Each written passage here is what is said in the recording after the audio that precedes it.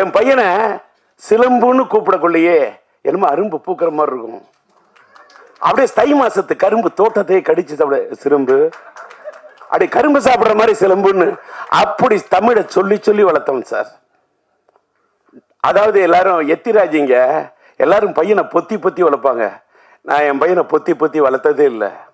எத்துவேன், fight, போட வாங்கடா குத்து, அட்ரா, ட்ரம் அடிக்கணும், அடிக்கணும், ட்ரம் அடிக்கணும், பீட்டோட அடிக்கணும்.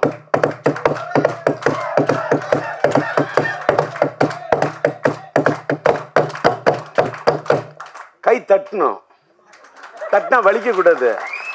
இப்பவும் அடிப்பேன், இப்பவும் ட்ரம் அடிப்பேன்னா ஏன் அடிக்கிற?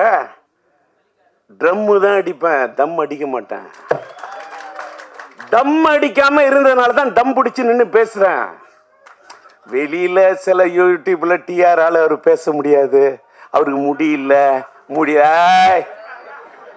அதெல்லாம் சும்மா பேசுறேன்ல, இப்பவும் பேசுறேன்ல.